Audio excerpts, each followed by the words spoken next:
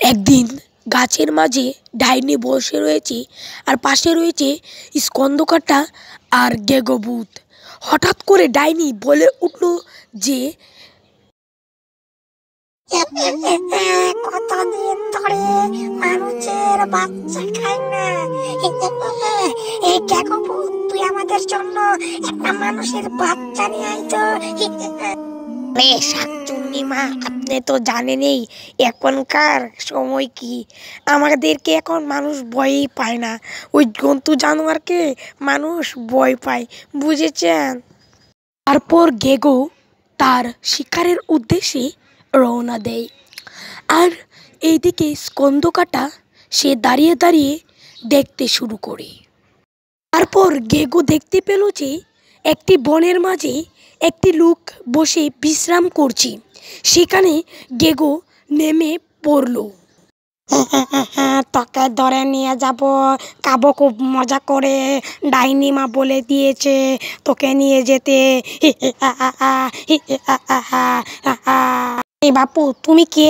তোমাকে তো চিনতে পারলাম না, এখান থেকে যাও তো। তোমাদের দেখে এখন কেউ ভয় পায় না, ভূতেদের দেখে এখন মানুষ আর ভয় পায় না, ডিজিটাল যুগ, যাও তো। পর হুঙ্কার করে একটি বাঘ তেড়ে আসতে লাগলো।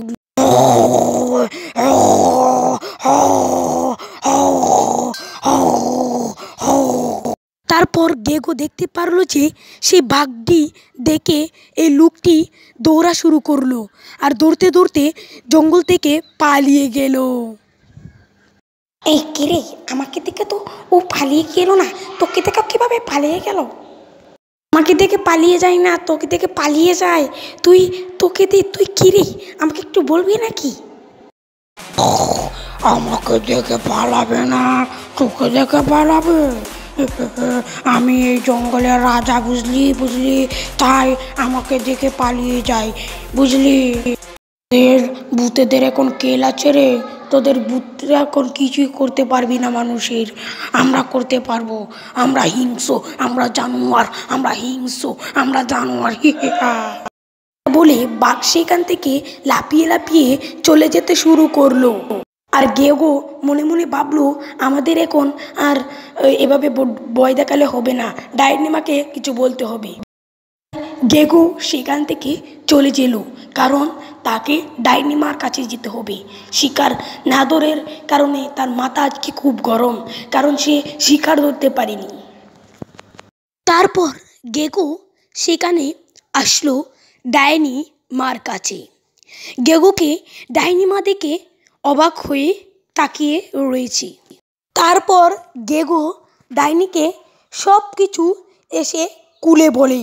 সবটা যখন ডাইনি শুনে, তখন ডাইনি বলতে শুরু করে যে, না না, এভাবে চললে তো হবে না, কিছু একটা বুদ্ধি বার কর, কিছু একটা করতেই হবে।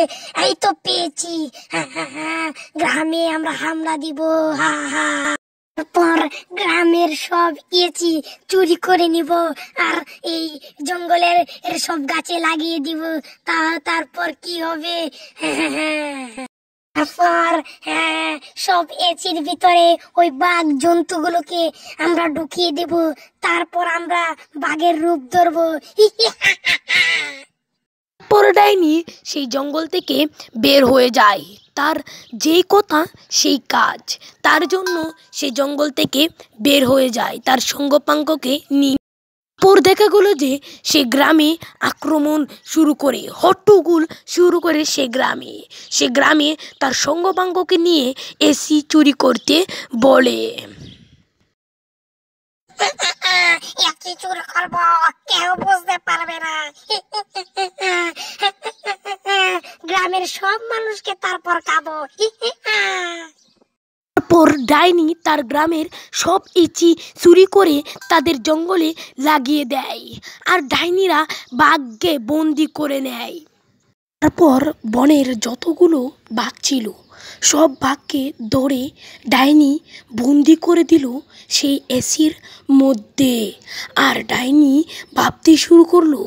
তারপর নিজেদের রূপ বদলে তারা বাঘের রূপ ধারণ করে, আর তারা বাঘের রূপ ধারণ করে গ্রামে ঢুকে যায় শুরু করে। গ্রামে ডাইনি আর গেকো তারা দুইজন চলতে শুরু করে গ্রামের উদ্দেশ্যে, গ্রামের মানুষকে খেতে, তাদের ক্ষুধা মিটাতে। আর তারা গ্রামের মানুষ দৌড়ে দৌড়ে খেতে শুরু করে দেয়, আর গ্রামের মানুষ তাদের চিৎকার হট্টগোল শুরু করে দেয়, আর গ্রামের মানুষ দৌড়ে দৌড়ে কাঁদতে লাগে। এক জলাশয়ে থাকতো এক ভৈরবী উজা, কালী ভৈরবী উজা। সে তার জাদুর মাধ্যমে সব দেখতে শুরু করলো। কি হয়েছিল?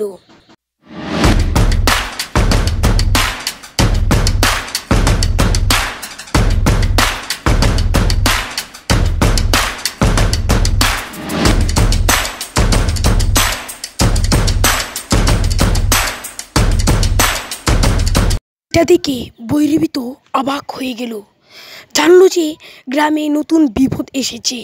আর ভৈরবী বলতে শুরু করলো যে গ্রামে এরকম কেমন বিপদ শুরু হলো?